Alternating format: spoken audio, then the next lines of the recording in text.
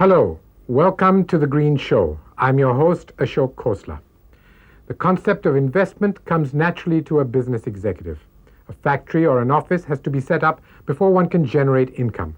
But to operate a business profitably over a long period requires access to healthy workers, raw materials, and growing markets. All these, in turn, need good environmental and social conditions. How many businesses recognize their self-interest in investing to maintain these conditions? We now need a whole new set of attitudes if our economy is to go forward without stumbling on its own debris. But all is not lost.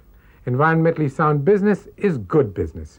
More and more companies are realizing that investing at least in cleaner technologies will bring better profits in and keep the pollution inspectors out. Each week, The Green Show takes you on a tour of the environmental issues that can be of benefit to each one of us, whatever our occupation.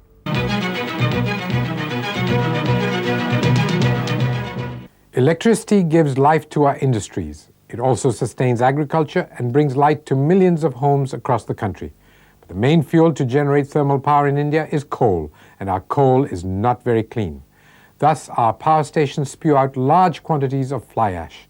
Although our Environment Protection Act forbids this, power plants throughout the country continue to do so with impunity. The fly ash menace now threatens everyone, and the worst hit are the poor and the powerless. We take you now to these temples of modern India where the prasad is rapidly getting mixed up with the poison.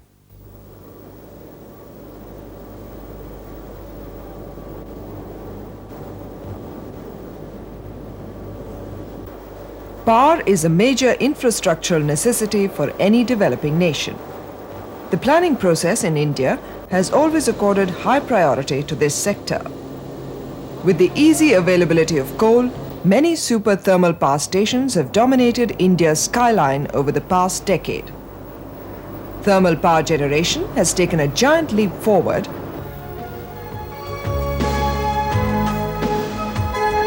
but this ambitious program has created one monstrous problem within it: the production of fly ash. Indian coal has an ash content of about 30 to 40%, resulting in a high fly ash production.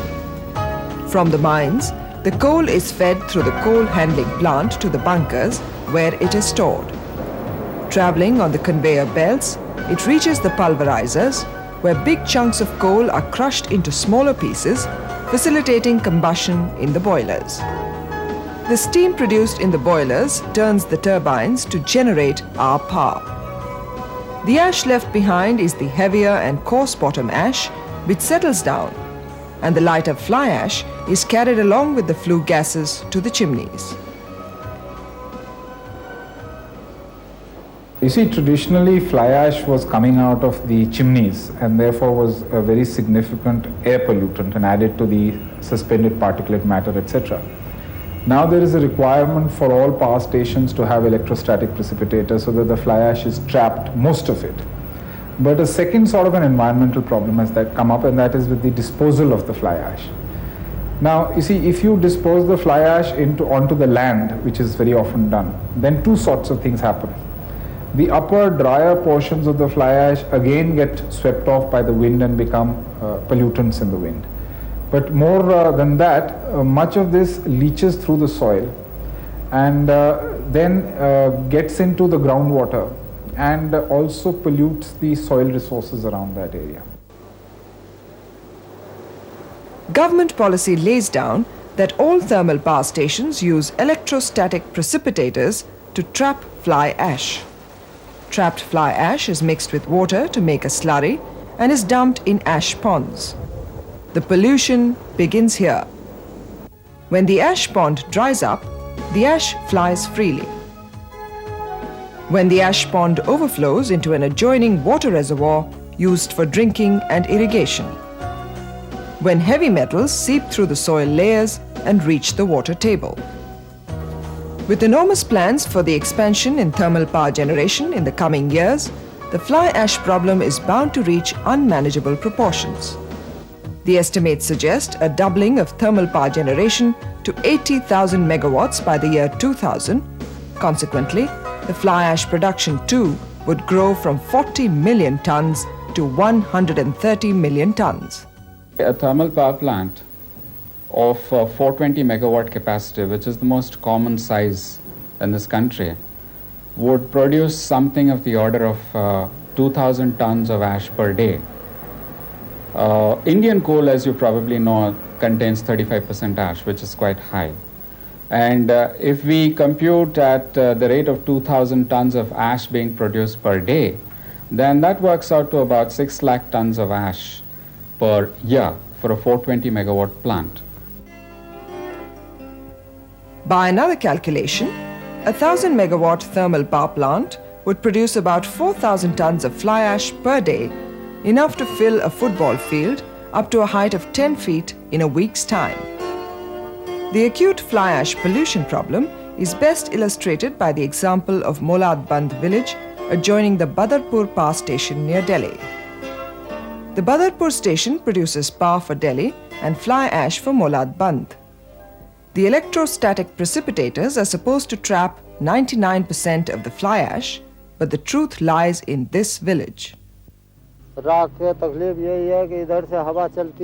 problem of ash is this: when the wind blows in our direction, the fly ash comes to us. The officers shut the plant when the wind blows in their direction. There are no sprinklers, no nothing. All the problem is ours. Excessive air pollution has resulted in damage to the crops, cattle, and also the people staying here.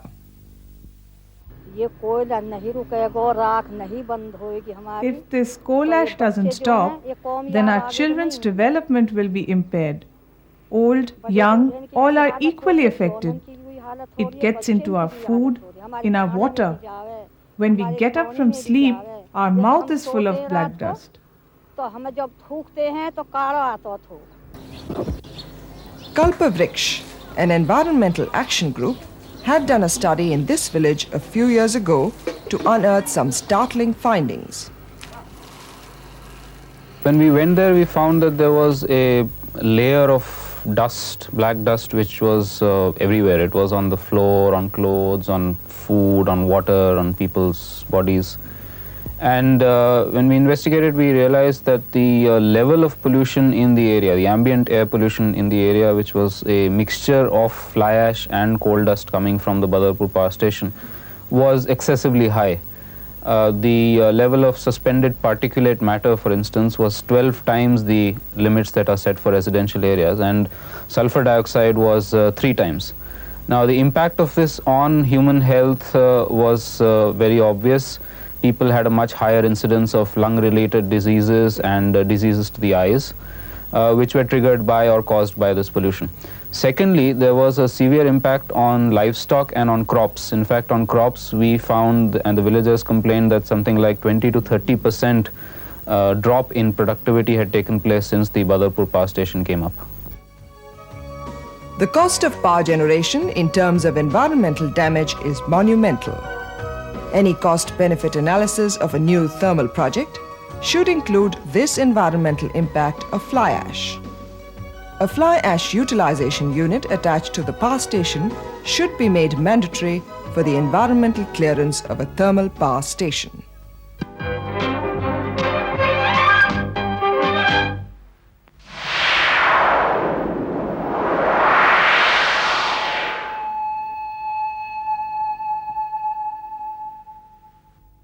It is not only the unscrupulous big industries that can threaten the environment. The largest portion of our country's production And employment, not to mention exports, comes from small and medium enterprises. So does the bulk of the industrial pollution. Small cottage industries and traditional crafts often have neither the expertise nor the finances to treat their emissions and effluents. The spoils of modern commerce can quickly combine with the pollution of old technology to form a lethal mix that threatens the survival of whole communities. We take you now to a village in Khurja, block of UP, to see what can happen.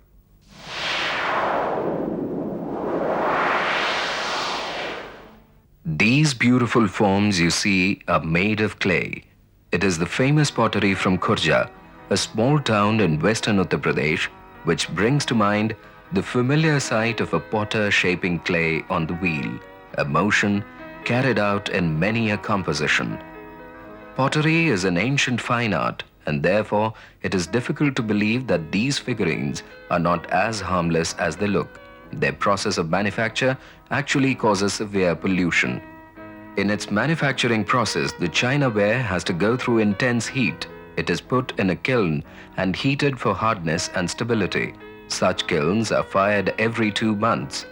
Khurja has hundreds of kilns, each having a different firing cycle, which approximately amounts to 2 kilns being fired every day. The most commonly used fuel in such kilns is coal. On burning, coal produces a thick smoke. The smoke is laden with particles of coal and sulfur. These settle down on the neighboring fields. The contaminated crop is unfit for human consumption, all due to the beautiful pottery of Khurja. But the pottery development officer does not believe so. Fortunately, the Indian coal contains very less sulfur. So only carbon particles are there, but sulfur dioxide is not there. So it is not harmful. Carbon particles are not really harmful for human health. It is the sulfur dioxide which is harmful, and which is in only small traces. This might be news to our environmental and health activists, but the woes of Khurja residents do not stop at the potter's wheel. An irrigation canal runs through Khurja. This almost stagnant water is a small portion of it. The major part of the year, this canal remains dry, but it's not of much use either when flowing. The water is too polluted to be used for irrigation. फसल में लगाया जाता है तो फसल भी हमारी नष्ट भ्रष्ट हो जाती है। पशु पीते हैं, उनको भी नाना प्रकार के रोग पैदा हो जाते हैं। और हम भी अगर इसमें से निकलना पड़ता है तो हमारे शरीर में खुजाट यानी बीमारी का भय हो जाता है। Rameshwar has to often wade through the canal. His village does not have a bridge over it. The skin on Rameshwar's feet is infected. Villagers feel angry and dejected. The rainy season means further damage. मेरी खेती जितनी भी है नदी के किनारे किनारे आई हुई है। इसमें बरसात का पानी आता है तो गंदा पानी आता है, इसमें फसल नष्ट हो जाए। उस चारे को ढोर खाते हैं तो बीमार होते हैं, मरते हैं, गिरते हैं। कोई इलाज की कोई सुविधा नहीं है, कोई देखने वाला नहीं होता, ना कोई डॉक्टर पैदा है। Let us explore how and why is this canal so polluted. Where does the story of havoc begin? An industrial township, Sikandrabad, is like the beginning of an end. The canal reaches Khurja via Sikandrabad. Like most other industrial townships, Sikandrabad does not bother much for environment. The factories find the canal as the cheapest and the easiest form to disperse their effluents. Fingers point towards a particular paper pulp factory in Sikandrabad. Paper pulp factories are generally major polluters. This company agrees but claims that it is not crossing any limit. We definitely take great care in treating our effluents. As you know, the paper industry does have effluents, but the question is not whether it's less effluents or more effluents. The question is whether you have neutralized effluents. I can say this for a fact that our paper mill at this area treats all the effluents before the effluents are passed into the drain. DSM does treat its effluent. There are large open-air tanks on the roof of its factory. The effluent is brought here and stirred vigorously. This oxidizes the polluting matter. Environmental experts point out something else. They say that this process holds good for industries which discharge less harmful effluents, but it is not effective for distilleries, breweries, and paper pulp factories. The COD and BOD levels discharged by these factories are very high. We make sure that the BOD content remains low, so therefore there is enough oxygen in the water before it passes out, and we treat it, according to the norms laid down by the government. The paper mill's COD is quite high. We treat it as much as we can, and we are within the parameters laid down by the government. However, it's not too high, but relatively speaking, it is higher than the rest of the industrial units around that area. However, it would be unfair to put the blame on DSM alone. Other factories must share the blame. What irks the most is that nobody seems to be bothered. The residents of Khurja have time and again gone to the block development officer, but their grievances remain as they were. अभी मालूम करने पर ज्ञात हुआ है कि यहाँ लोग आए थे, तो उन्होंने यहाँ विचार वीडियो साहब से बातचीत की थी, और उस संबंध में भी कोई लिखा-पढ़ी की बात नहीं हुई, लेकिन कदम बढ़ाने का इरादा है। कई बार शिकायत की मैंने, बीडीसी का प्रस्ताव भिजवाया सन 85 और 87 में लखनऊ, कोई सुनवाई नहीं, सरकार ने कोई इस पर कोई ध्यान नहीं दिया अभी तक। और सरकार जो ये पानी देती है सिंचाई के नाम पे, इसके लिए पैसे भी आपको देने होते हैं? पैसे भी देने पड़ते हैं जबरदस्ती, वैसे अमीन आता है फर्जी लिख ले जाता है काश्तकारों से, और कोई कार्रवाई नहीं होती? कोई कार्रवाई नहीं होती। Khurja in Uttar Pradesh and numerous such townships are falling prey to industrial pollution. Such Khurjas shall continue to exist as long as the administration chooses to turn a blind eye.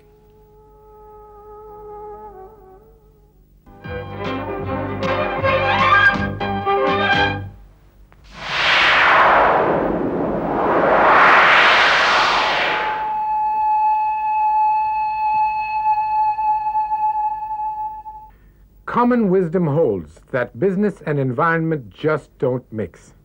This is perhaps the one thing that most executives and environmentalists would both agree on. But they would be wrong.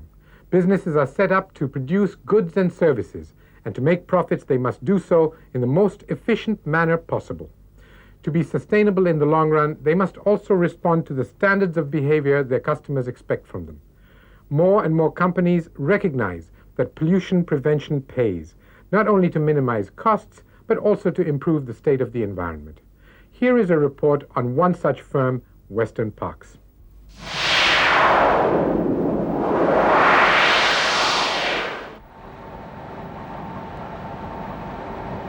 The dirty water being collected in this tank will be used to irrigate the fields.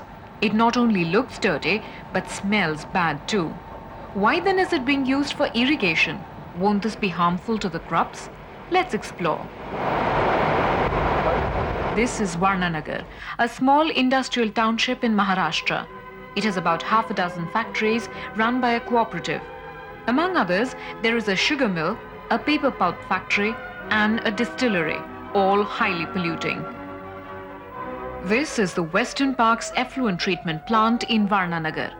Western Parks India Limited, a company of Gadgil Western Group, is active in the field of environmental engineering since 1984. Western Parks, in collaboration with Parks BV of Netherlands, has developed an effluent treatment technology known as Biopack. You have been introduced to the key players of this story that begins to unfold now. The cooperative in Varnanagar supplies industrial effluents to Western Parks Effluent Treatment Plant here. Effluents come mainly from the sugar mill, paper pulp factory and distillery. These are kept in separate open tanks. From here, they are taken through pipes into a large tank. In the tank, certain strains of bacteria are introduced into the effluent. The bacteria breaks down the effluent, rendering it about 90% free from pollutants. This tank is airtight, hence the process is anaerobic, or in other words, in absence of air. The technique used is called upflow anaerobic sludge blanket process, or UASB process, and this tank is named UASB reactor. This treated effluent is now brought into the aerobic sludge reactor. Here, bacteria continues to act on it, this time in the presence of air. The effluent is now almost free from chemicals and is safe enough to be used for irrigation. The pollution level in the effluent is measured in terms of COD milligrams per litre and BOD milligrams per litre. COD stands for chemical oxygen demand and BOD is biochemical oxygen demand. These show the amount of pollution in water in terms of the amount of oxygen which will be needed to oxidize the polluting substances. Hence, higher the BOD and COD count, higher the pollution level in water. For example, the effluent discharged by a 40 tons per day paper pulp factory is about 1,000 cubic meters per day. The COD content in this is 40,000 milligrams per litre and the BOD content is 25,000 milligrams per litre. After the treatment, the COD level comes down to 14,000 milligrams per litre and BOD to 2,500 milligrams per litre. The benefits of a process like this are obvious. It cleans the effluents in a green manner without using any chemicals. Only biodegradation, or in other words, breaking down of the effluents by bacteria, takes place. There is no air pollution, no water pollution. The problem of disposing of the end product also vanishes. Plus, there is a bonus. The biodegradation in the UASB reactor also produces biogas, which can then be used as fuel in a gas-driven internal combustion engine to generate power.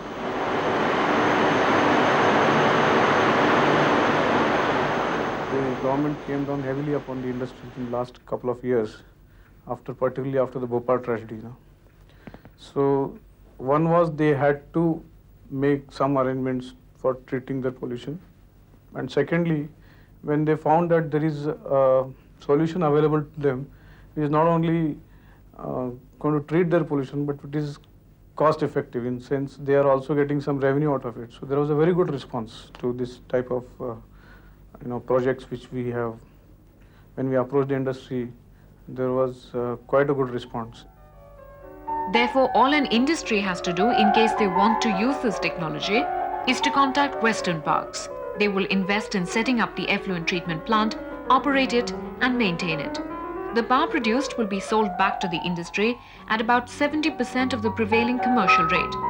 Alternately, an industrialist could ask Western Parks to establish the effluent treatment plant on a turnkey basis and hand it over. Both ways, the factory owner and industrialist gains. A 1.5 megawatt power plant based on this technology can be set up at a capital cost of 7 crore rupees. Compared to this, a 0.5 megawatt power plant based on conventional fuel would cost 8 crore rupees to install. 1.5 megawatts of power translates to about 75 lakh rupees per year at the current rates. Thus, in a few years' time, the plant starts to pay back its capital cost and eventually pays much more. A power plant based on conventional fuel obviously does not have this benefit. On the contrary, the power bill keeps on adding up.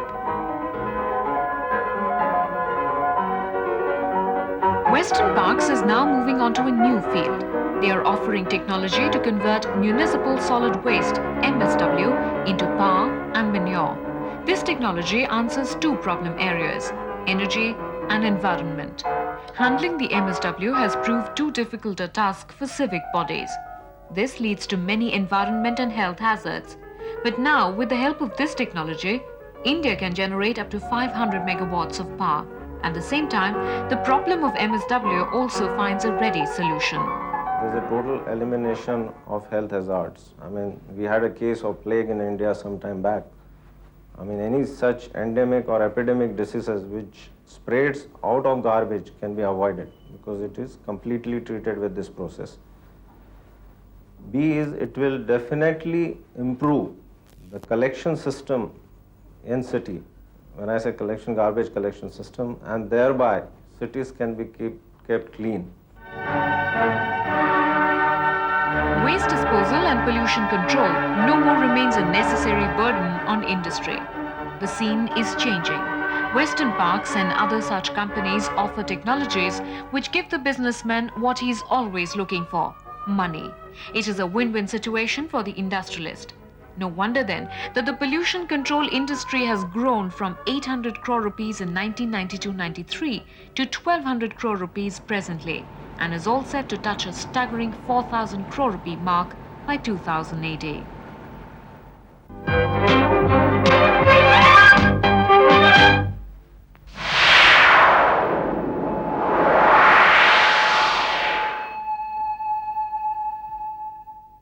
Company after company has shown that pollution prevention pays. After all, what is waste if it is not lost wealth? Among other things, cleaner production leads to lower raw material costs, reduced absenteeism, and a better corporate image, all the ingredients of higher profits. But good corporate citizenship goes beyond pollution control and into the community. With their knowledge and finances, companies can contribute in many ways to the well-being of their neighbors, gaining in the process goodwill for themselves. It is our job on The Green Show to explore just how that corporate citizenship can be brought about, not just for the good of the country, but for the good of business.